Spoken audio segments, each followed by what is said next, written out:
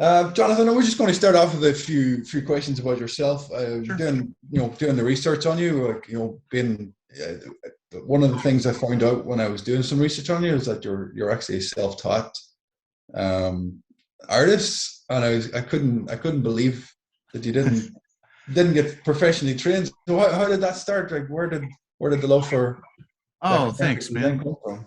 I appreciate that. Yeah, I mean, I guess that's true. Here's the thing about being self-taught. Um, when you see that, I didn't take classes. I wasn't an art student. I actually went to film school of all things. Um, but I was around a lot of really good artists, and I like to learn, and I really love being in situations where you're not the best at something in the room, where you're surrounded by the best people. Yeah, So for me, it was just a matter of swallowing your pride and not being afraid and going, I don't know how to do this. Please help me. And just having a lot of really great artists around me, like teaching me little tips and tricks and how to use Photoshop, like in the first place. And then a lot of it is, my dad's an artist. So I guess there's some inherited ability in this hand, I guess. But overall, it's just you've got to have that mindset of always being willing to learn, always accepting the fact that you are not the best at anything. There's always someone better than you, and being willing to ask those people for help when you need it. brilliant. And you're working for Disney. Uh, in a sense, you're working for Disney at the moment. Is it Not not for? not currently. I haven't done anything Yeah. for them in a while. You know what happens with them a lot is you get a call from people that you used to work with there and say, hey, we have this cool project. You'd be perfect for it. Are you available? And you lie and say yes, because you're never, there's no time. And they say, awesome, we'll be in touch. And then 2 years go by and you're waiting to hear about this amazing project. But yeah, no, I worked with Imagineering for, my gosh, I guess it was about 4 years. It was really cool. It was an Avengers project. It was supposed to be, it was a toy. It did come out, but it was not a hit. And it's a little bit difficult to describe, but it was kind of like a laser tag style gauntlet, like an Iron Man gauntlet. Okay.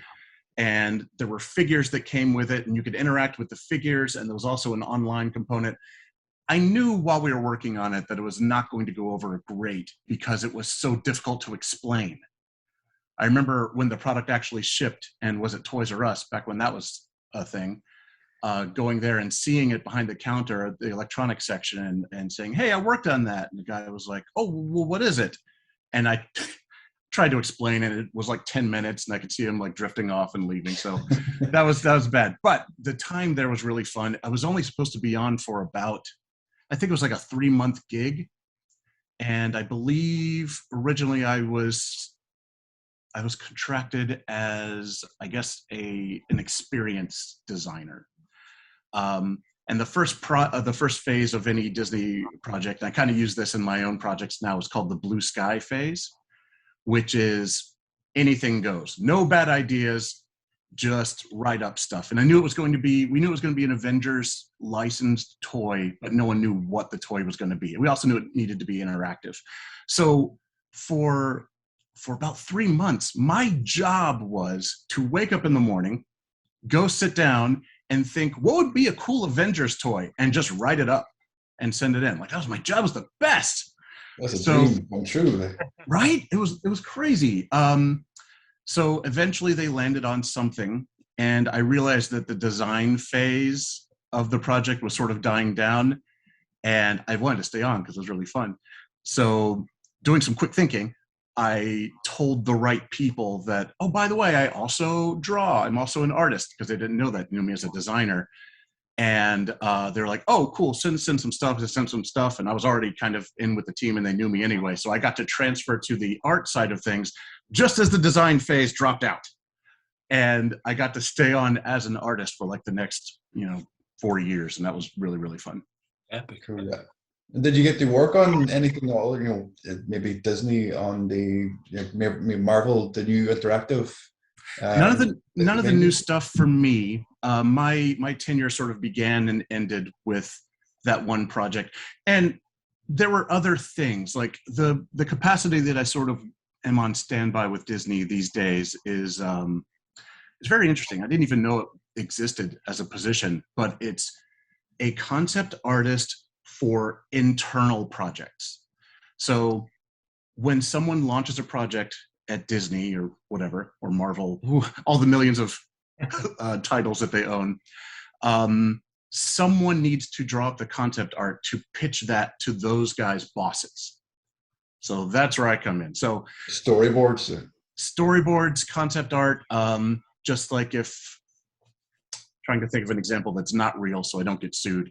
So if for instance Disney was coming out with an interactive shelf, I saw a shelf there, that's why, that lights up when you hear music, whatever.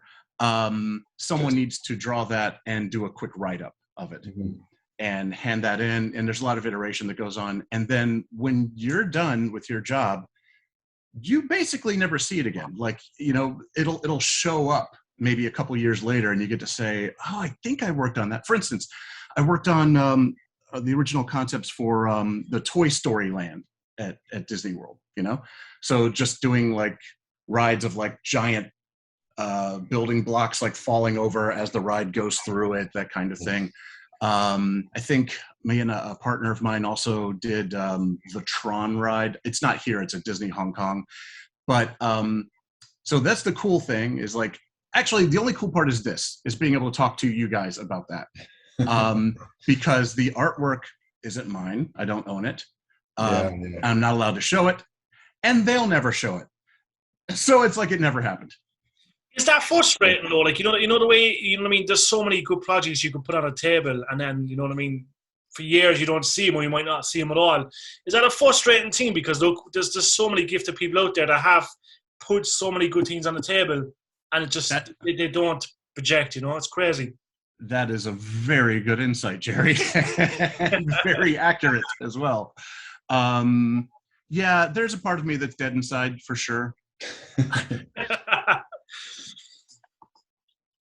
I've been on so many projects that don't see the light of day that for me, that's kind of become the status quo. That's one of the reasons it's so electrifying for me and exciting to be in wrestling, because I'll make something and then 3 weeks later it's on, you know, international television. So it actually gets made. Like, things that I'm doing are being seen and exist outside the world of ones and zeros. So that's really fun.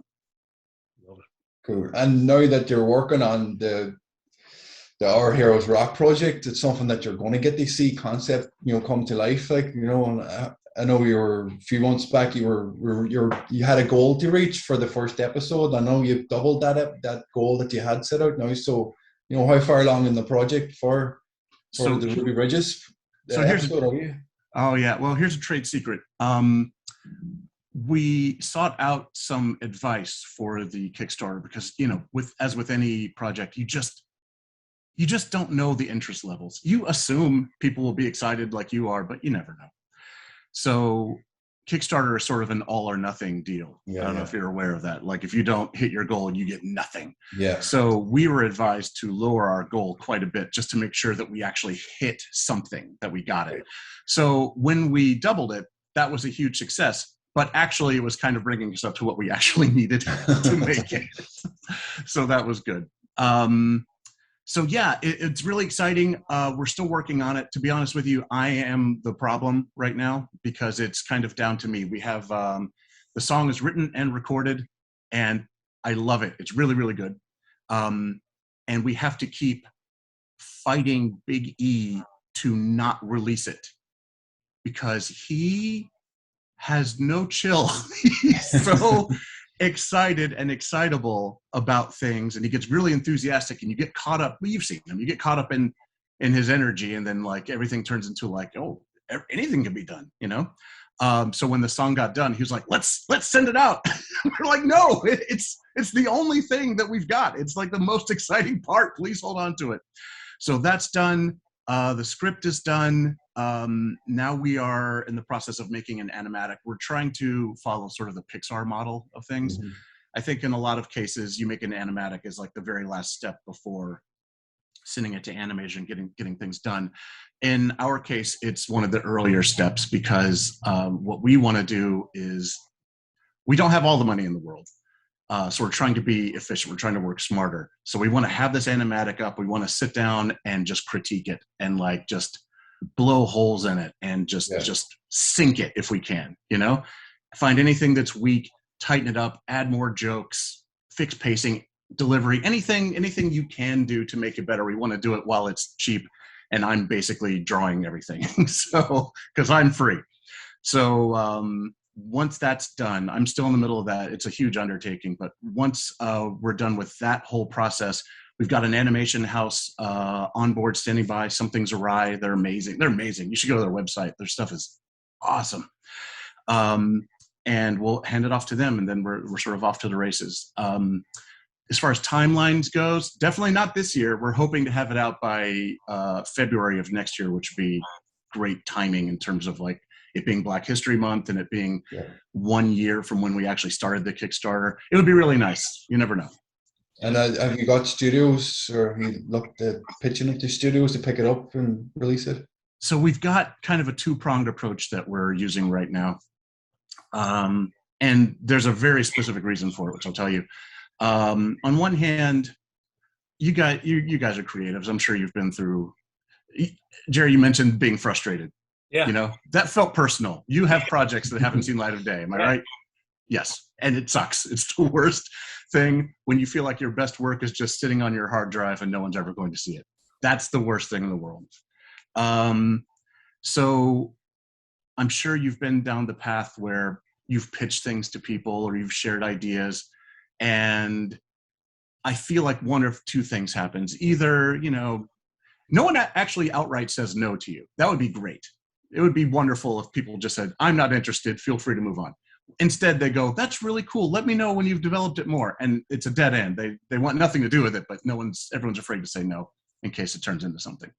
So that's the one path. The other thing that happens, I think, is people, I don't think maliciously, I think they genuinely mean it and are actually trying to be helpful, but they have a better idea of how to do it.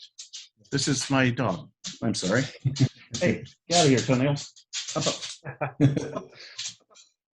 There you go. Okay, sorry about that. So people want to take over, basically.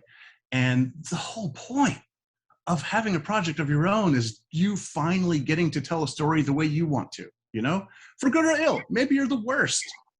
Great, but at least you got a chance to do it and let the world decide if it's terrible or not. So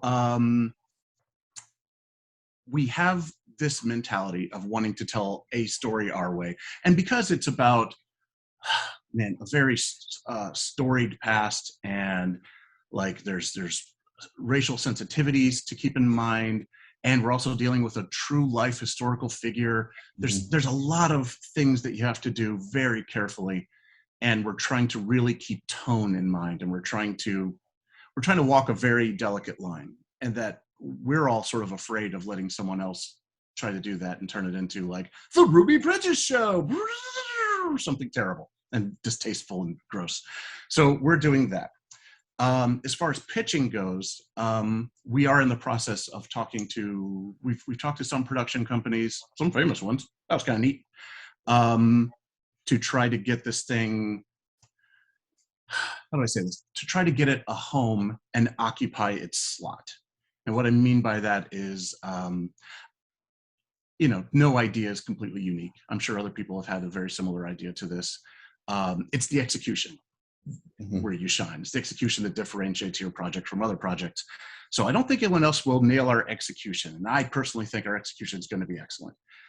But a similar idea could be sold in the meantime and occupy that slot, because there's only so many slots.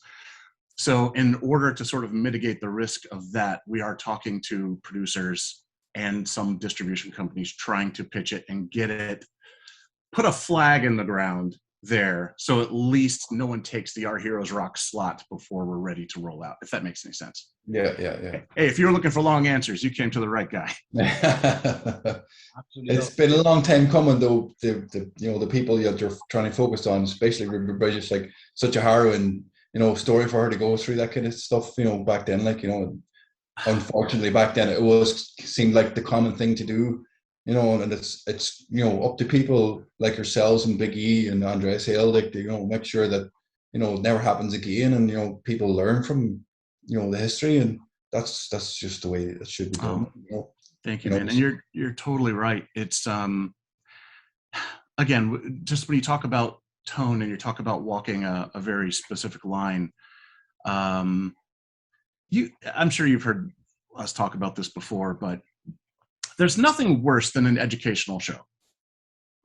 It's the worst. I mean, documentaries are one thing. That's kind of all, I think, the best format for education. But what we're trying to do is take that grossness out, that feeling. It's not gross. It's kind of like when you're a kid. Like when you're an adult, I guess it's fine. When you're a kid and you get that whiff of like, wait a minute, this is trying to teach me something. I feel like you want to run for the hills. We always used to talk about, I don't know if you guys had this in school, where you were like in class and then the teacher would like roll in the big TV and go like, today we're going to be watching this. And it was always, on one hand, you're watching a TV show at school, so that's nice. But on the other hand, you're like, this is going to be the worst. It's a documentary about dung beetles or something. Exactly, yes. So we're trying to take the sting out of that. And I always feel like if you raise your message above the narrative, then you're fighting an uphill battle. I think you want to submerge it. You want layers of like, it needs to look awesome. It needs to sound great. There needs to be jokes, characters you care about. We're trying to layer all those things in and then have a little bit of the message in there. I don't know if we're successful or not, but right now I want it to be a little bit of a connect the dots, You never outright say the message, but you present a scenario that leads the audience to think a thing, and that thing is the lesson that you want them to learn. So we'll see. I don't know. It's lofty, but we're giving it a shot. Yeah, cool. Jerry, you want to go into? Yeah, we have to speak about Big E, the man at the moment. I've been blessed to meet Big E, Covey, Xavier for years and years on my travels. But how proud are you of Big E, first of all? Okay, so here's what you already know, it sounds like, and I'm sure everyone knows. Man, has there ever been, maybe not ever, but in recent time, has there been a guy who was crowned champ that more people were happy for or happy about? Never. Maybe Kofi. That was a feel-good story, But like across the Twitterverse, no one's pissed. It's shocking. I can't believe it. So all that to say, here's a guy who is exactly in real life the way he is on the shows, albeit turned down a little bit. Like he's a little bit more introspective in real life, but he's so sweet and he's such a good person. He's selfless. And I don't know how he pulled this off, because he is like a dynamite guy and is told how great he is every second of every day.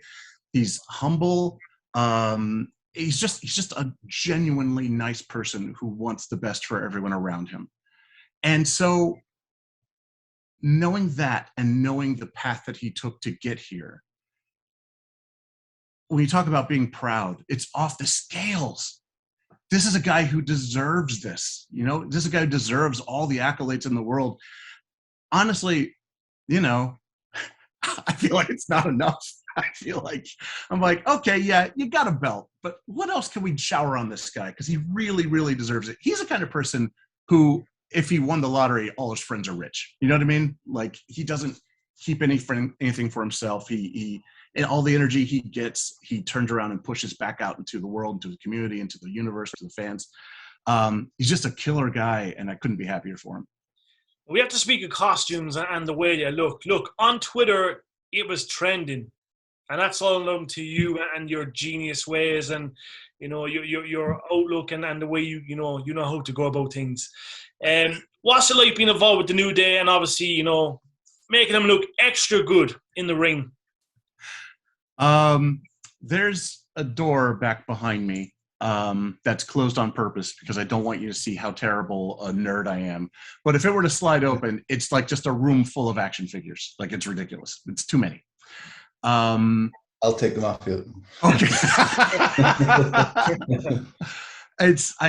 If I didn't have a serious problem, then I'd be down for that. I can't get rid of them. I just collect. They come in to me. But that's kind of how I view wrestling. They're action figures, man. It's a big collection on the best Saturday morning show you've ever seen. And the New Day in particular, I'm just, what do they say? Luck is where preparedness meets, I don't know, I can't remember. Anyway, there's some saying, it's wise, pretend I said it.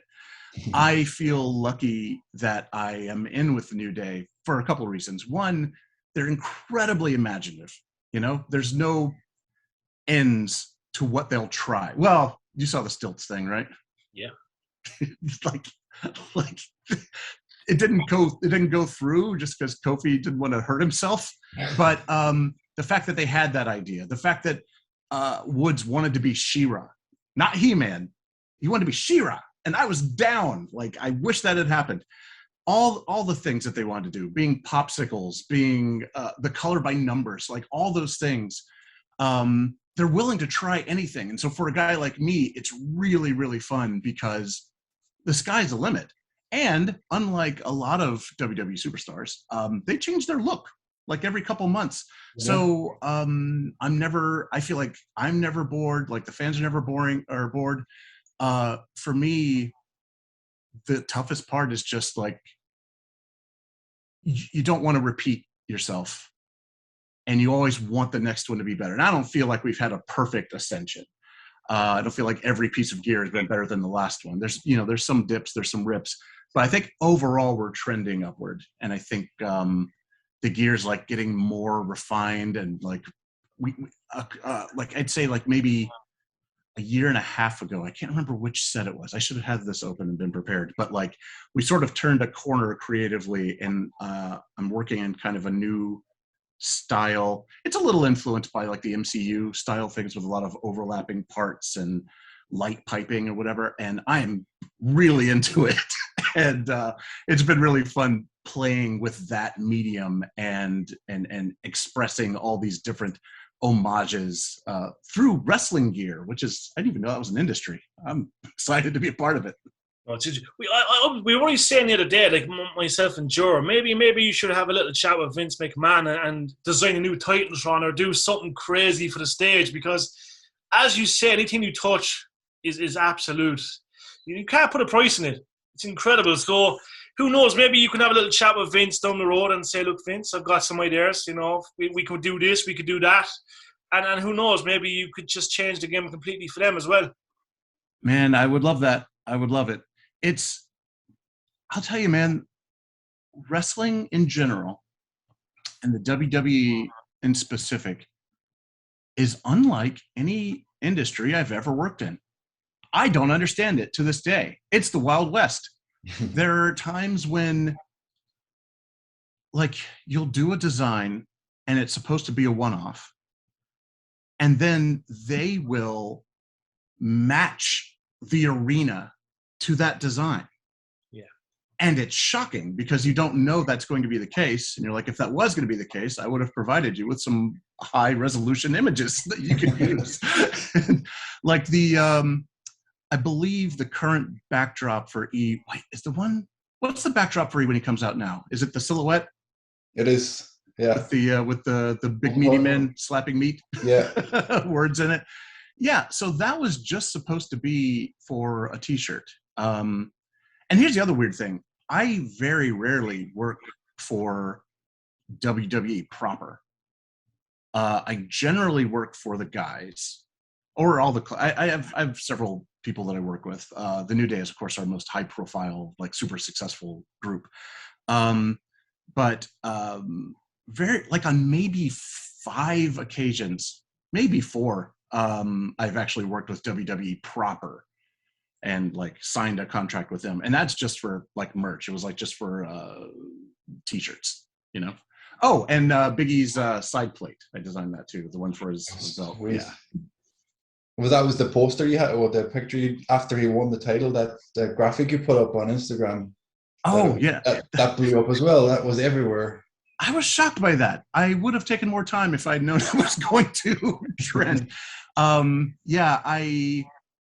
The show had started, and, you know, it's funny because I don't know if people assume that all of us on the team, or even the talent themselves, know what the show is how it's going to unfold.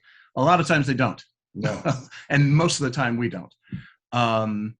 So in this particular case, I saw something that I like in a text, and I was like, I wonder if that means tonight's the night.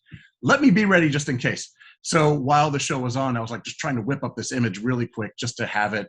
And if it happened, great. And if it didn't, it's going to happen eventually. So I'll have it ready. And it happened. And so I was just on the couch, and I was like, oh, jumping up and down. I was like, this is the greatest night ever. Oh, E, you're the best. And then hit send on the post, and then didn't think about it again. And then okay, so you have a news feed like on your phone, just like, you know, you just see like what the stories are or whatever. For the first time ever for me, the next day, I saw me in a story. That's never happened. And it was just a little Reddit thread. It wasn't like a big thing, but it was like a quote from me on my own feed.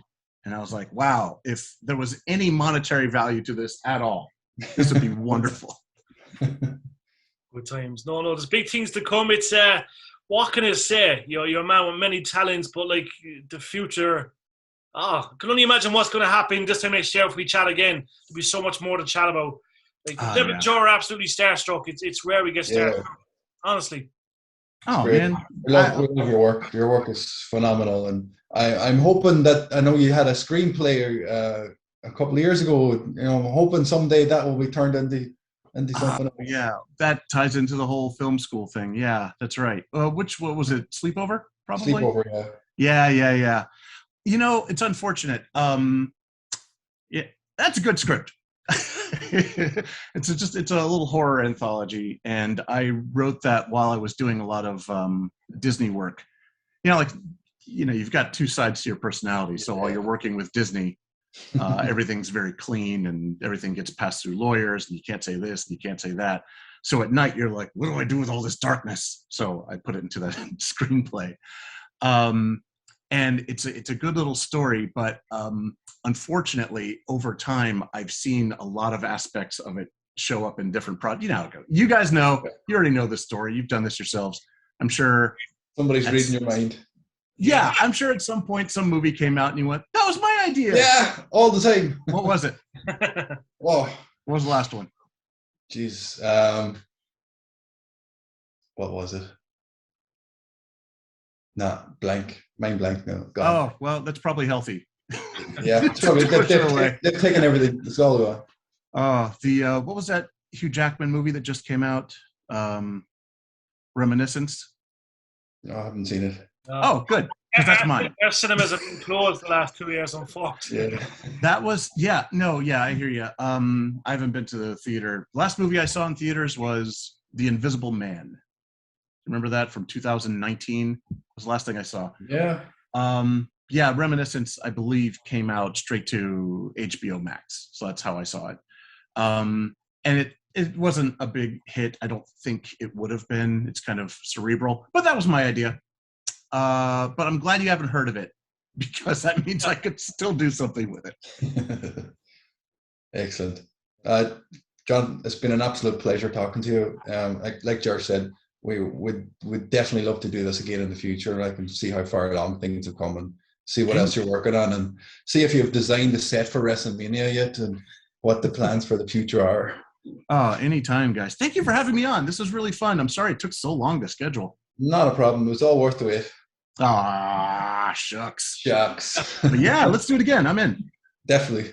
We appreciate it. And hopefully we see if if you're ever coming to Ireland, give us a shout straight away. Who knows? A project might take you over here.